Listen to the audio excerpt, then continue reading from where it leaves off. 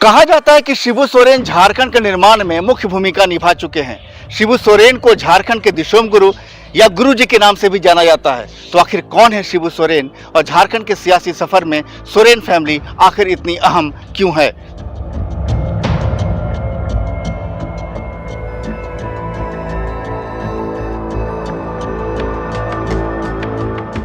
Soren family की कहानी की शुरुआत होती है 1957 से, जब शिबू सोरेन अपने भाई राजाराम के साथ रामगढ़ जिले के भोला प्रखंड के एक स्कूल में रहकर पढ़ाई किया करते थे। शिबू सोरेन के पिता शोभराम सोरेन उस वक्त उस इलाके के गिने चुने पढ़े लिखे युवाओं में एक थे और पेशे से शिक्षक थे। माना जाता है कि उस दौरान उस इलाके में महाजनों और सूदखोरों का आतंक रहा करता था। लोगों को अपनी फसल का 1/3 हिस्सा सूद के कर्ज के तौर पर उन्हें देना पड़ता था। कहा तो यह भी जाता है कि उस दौरान शोभराम सोरेन की बुलंद आवाज की वजह से महाजनों और सूदखोरों के बीच एक डर बना रहता था। एक दिन शोभराम स्कूल में अपने बेटे को खाना पहुंचाने के लिए जा रहे थे। इसी दौरान महाजनों और सूदखोरों के आदमियों ने उनकी हत्या कर दी।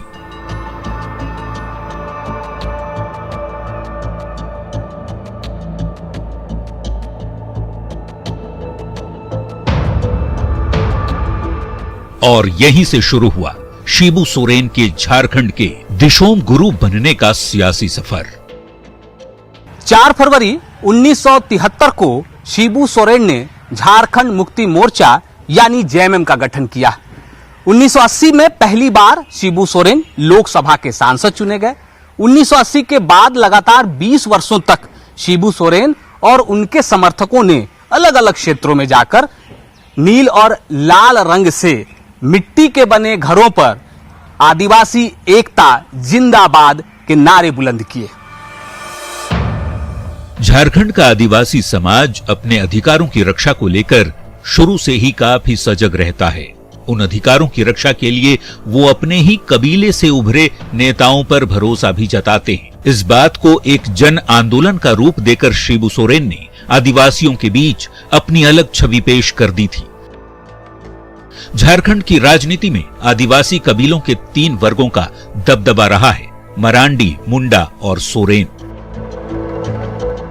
इन तीनों कबीलों का राजनीतिक वर्चस्व हर बार देखने को मिलता रहा है, लेकिन उन सबके बीच शिबू सोरेन के बढ़ते कद के चलते आदिवासी समाज ने इन्हें अपना गुरुजी मान लिया और तभी से दिशोम गुरु के नाम से शिबू सोरेन जाने जाने लगे। जब 70 के दशक में शिबू सोरेन झारखंड मुक्ति मोर्चा का निर्माण किए विनोद बिहारी महतो के साथ, तो महाजनी प्रथा के खिलाफ इन्होंने आंदोलन चलाया, फिर हड़िया प्रथा के खिलाफ आंदोलन चलाया और धीरे धीरे आदिवासियों के प्रतीक बन गए हेमंत सोरेन के पिता शिबू सोरेन। तो शिबू सोरेन एक बहुत बड़ी शख्सियत है और जो आदिवासियों की बहुत सारी उपजातियां हैं उसमें एक संथाल सबसे बड़ी उपजाति जिसकी जनसंख्या सबसे ज़्यादा है और वो इनको दिशोम गुरु के रूप में जानता है। और 80 में जब ये एमपी बने और तब से लगातार संघर्ष करते रहे, आदिवासियों के कल्याण के लिए करते रहे, आदिवासियों की आवाज़ को उठाते रहे, आदिवासी कुप्रथाओं के खिलाफ लड़ते रहे, महाजनी के खिलाफ लड़ते रहे। तो उसके कारण एक इनकी पहचान बन गई और फिर अलग झारखंड राज्य निर्माण के लिए आंदोलन चलाते रहे। तो झारखंड आंदोलन राज्य का जो आंदोलन चला उसमें इनकी अहम भूमिका रही और आखिरकार झारखंड का निर्माण हुआ। हालांकि झारखंड का निर्माण अटल बिहारी वाजपेयी की सरकार, जब अटल जी प्रधानमंत्री थे तो उन्होंने झारखंड का निर्माण कराया। तो आज भी आदिवासियों के ये सबसे बड़े नेता है और झारखंड में जैसा कि आप जानते हैं 26-27% आदिवासी आबादी है, तो उसके एक सबसे बड़े और सबसे लोकप्रिय नेता है।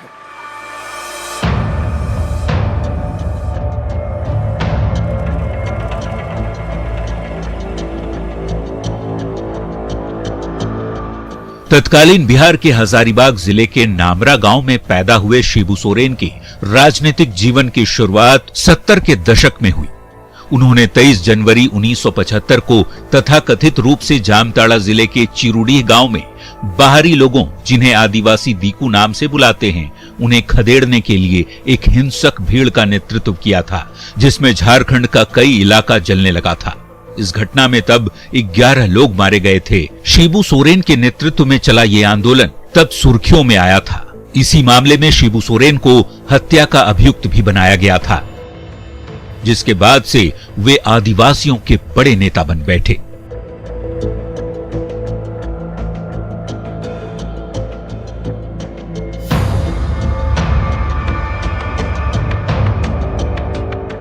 झारखंड प्रदेश का सपना लिए शिबू सोरेन लगातार आदिवासी समाज के बीच अपनी पैठ बनाते जा रहे थे। 60 के दशक में शिबू सोरेन ने जो संघर्ष की नींव रखी, उसका फायदा आने वाले दशकों में दिखता गया। साल 2000 में जब झारखंड राज्य अस्तित्व में आया तो उस वक्त शिबू सोरेन का कद काफी बढ़ चुका था। शिबू सोरेन प्रदेश के पहले ऐसे नेता हैं जो खुद 3 बार मुख्यमंत्री बने और अपने बेटे हेमंत सोरेन को 2 बार मुख्यमंत्री पद की कुर्सी तक बिठाया भी। शिबू सोरेन का राजनीतिक जीवन उतार चढ़ाव भरा रहा। विषम परिस्थितियों में भी वे संथाल परगना की जनता में काफी लोकप्रिय बने रहे। विधानसभा में चुनाव हारने के बाद सोरेन ने हार नहीं मानी और उन्होंने पूर्ण रूप से संथाल परगना को ही अपनी कर्मभूमि बनाकर झारखंड अलग राज्य निर्माण के आंदोलन का अलग जगाते रहे। शिबू सोरेन का राजनीतिक सफर परवान पर था। वे पहली बार 1977 में लोकसभा चुनाव में खड़े हुए, लेकिन नजदीकी अंतर से हार गए। 1980 में वे दोबारा चुनाव लड़े और जीत भी गए। इसके बाद शिबू ने पीछे मुड़कर कभी नहीं देखा और कई मुद्दों को राजनीतिक फायदे के रूप में इस्तेमाल करते हुए कुर्सी दर कुर्सी आगे बढ़ते रहे।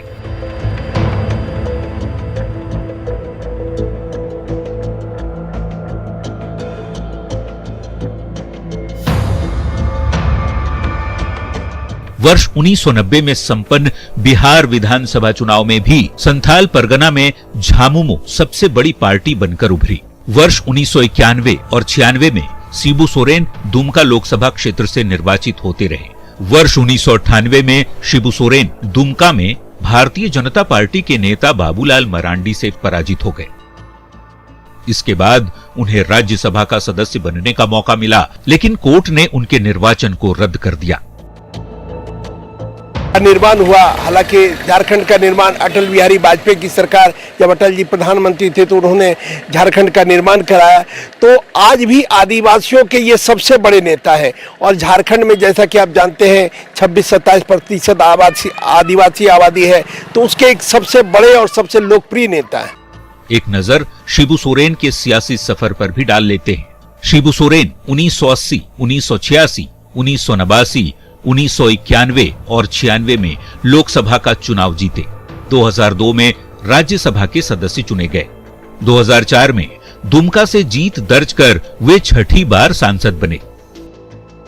वैसे कहें तो शिबू सोरेन के झारखंड का असली सियासी सफर 2005 में शुरू हुआ, जहां वे बड़े ही विवादास्पद रूप से मुख्यमंत्री की कुर्सी पर काबिज हुए। हालांकि कुछ ही दिनों बाद उन्हें इस्तीफा देना पड़ा, लेकिन कहते हैं ना, जिसने सत्ता का स्वाद चख लिया हो उसे कहां रोका जा सकता है। साल 2009 में भी 1 साल के लिए मुख्यमंत्री पद पर रहे शिबू सोरेन कुल 3 बार राज्य के मुख्यमंत्री बने। फिलहाल अपने राजनीतिक करियर से शिबू सोरेन संन्यास ले चुके हैं, लेकिन बढ़ते सियासी कद के चलते और पार्टी की आदिवासी समुदाय पर बेहतर पकड़ बनाए रखने में सफल होने के चलते ही शिबू सोरेन अपने बेटे हेमंत सोरेन को दूसरी बार भी प्रदेश के मुख्यमंत्री पद की कुर्सी पर बिठा चुके हैं। तो वो एक जनरल सीट जो है उसमें थोड़ा एक टफ रहता है, किंतु परंतु लगा रहता है। फिर कॉम्बिनेशन देखना पड़ता है।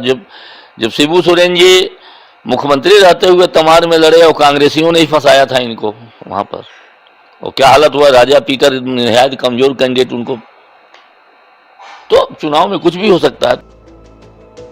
झारखंड मुक्ति मोर्चा के अध्यक्ष शिबू सोरेन ने अपने लंबे राजनीतिक जीवन में कई उतार चढ़ाव जरूर देखे हैं।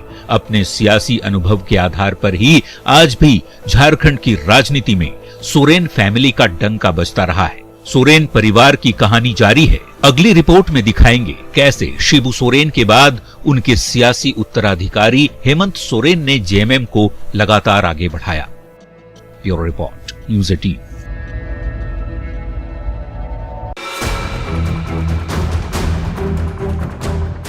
झारखंड का सबसे बड़ा सियासी परिवार है सोरेन फैमिली। मुखिया शिबू सोरेन हैं, जिन्होंने परिवार के साथ ही झारखंड मुक्ति मोर्चा यानी जेएमएम को सींचा है।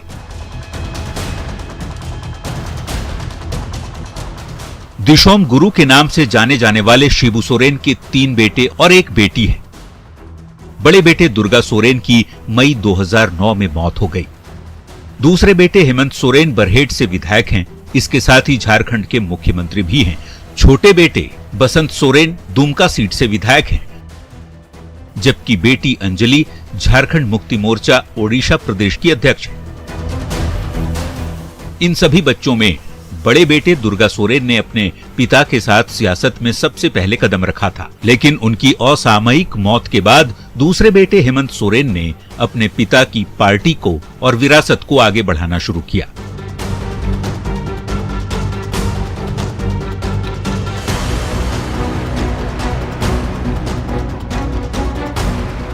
करीब 2.5 साल पहले दिसंबर 2019 में दूसरी बार हेमंत सोरेन झारखंड के मुख्यमंत्री बने। अपनी बेहतर रणनीति और कुशल नेतृत्व से विधानसभा का चुनाव जीतकर हेमंत ने दूसरी बार प्रदेश की सियासत में अपनी धमक जमाई थी। हेमंत सोरेन को खेलना और गाड़ी चलाना बेहद पसंद है, तभी साइकिलिंग करते उनकी तस्वीरें दिख जाती हैं। हेमंत 2019 में दूसरी बार झारखंड की राजनीति के घूमते पहिए पर सवार हुए तो सभी की उम्मीदें इस युवा राजनेता से काफी ज्यादा बढ़ गई।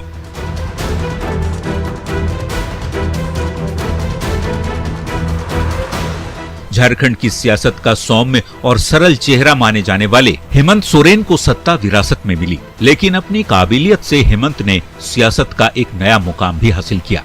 पिता के साए से बाहर निकलकर हेमंत सोरेन ने जेएमएम को 2019 के विधानसभा चुनाव में उस ऊंचाई तक पहुंचा दिया जिसका सपना उनके पिता गुरुजी यानी शिबू सोरेन ने कभी देखा था।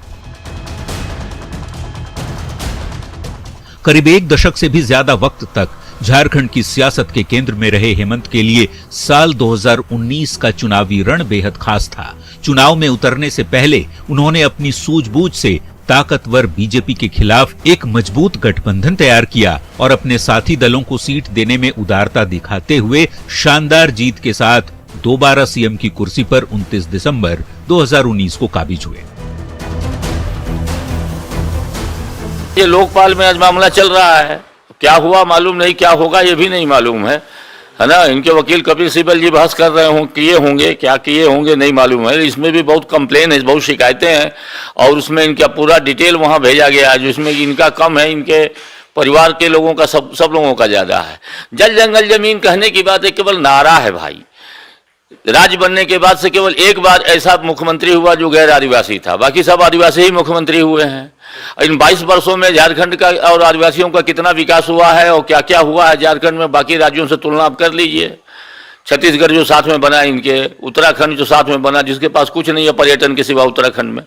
तो ये जल जंगल जमीन एक नारा है, शिगुफा छोड़ते रहते हैं लोग। मूल बात है कि आप गवर्नेंस कैसा है और कैसे आप सरकार चलाते हैं और क्या क्या आपने दिया, तो अब यहाँ पता ही चल रहा है। हम एक डिपार्टमेंट की बात बता सकते हैं। हेमंत सोरेन यूपीए का चेहरा है और उनके चेहरे पर पहली बार जेएमएम को सबसे ज्यादा सीटें मिली। किसी भी चुनाव में इससे पहले जेएमएम को सबसे ज्यादा 19 सीटें ही मिली थी, लेकिन 2019 के असेंबली इलेक्शन में हेमंत की अगुवाई में जेएमएम को 30 सीटें मिली। राजनीति में हेमंत को पहचान अपने पिता और गुरुजी के नाम से चर्चित शिबू सोरेन से मिली।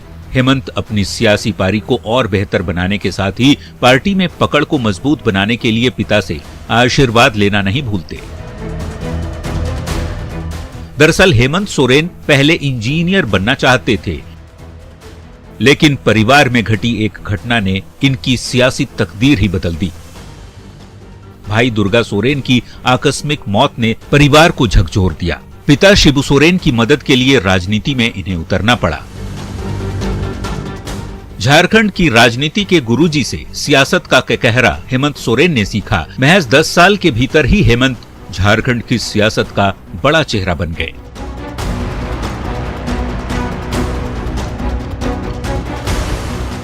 जल, जंगल और जमीन से हेमंत झारखंड को विकास की बुलंदियों पर ले जाने की बातें करते रहे हैं। हेमंत के बारे में कहा जाता है कि वो पारिवारिक व्यक्ति हैं। जब कभी समय मिलता अपने परिवार और बच्चों के साथ ऐसे ही बैठे और खेलते हुए नजर आते हैं। हेमंत सोरेन जुलाई 2013 से दिसंबर 2014 तक झारखंड के मुख्यमंत्री के पद पर रहे। 2019 के झारखंड विधानसभा चुनाव में बरहेट विधानसभा सीट से हेमंत विधायक चुने गए। दोबारा झारखंड के मुख्यमंत्री बने। पूर्व में राज्यसभा सांसद भी रह चुके हैं। इससे पहले वो अर्जुन मुंडा मंत्रिमंडल में उप मुख्यमंत्री भी रह चुके हैं। सियासी उतार चढ़ाव के बीच हेमंत सोरेन के सियासी सफर में इसी साल फरवरी महीने तब बड़ा भूचाल आया जब बीजेपी नेता और पूर्व मुख्यमंत्री रघुवर दास ने हेमंत के खिलाफ पद पर रहते खुद के नाम खनन पट्टा लिए जाने का आरोप लगा दिया था। इस सनसनीखेज आरोप के बाद से ही हेमंत सोरेन पर सियासी संकट के बादल मंडराने लगे।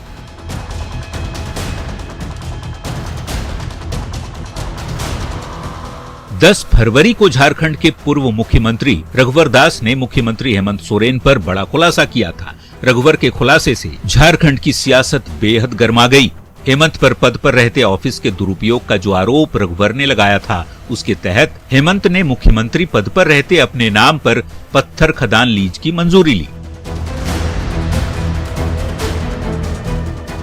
हेमंत सोरेन पर आरोप है कि उन्होंने रांची के अनगढ़ा मौजा में पत्थर खनन पट्टा की स्वीकृति ली। खाता नंबर 187, प्लॉट नंबर 482 में अपने नाम से स्वीकृति ले ली। 16 जून 2021 को LOI भी जारी कर दिया गया और 10 जुलाई 2021 को खनन योजना को स्वीकृति मिली।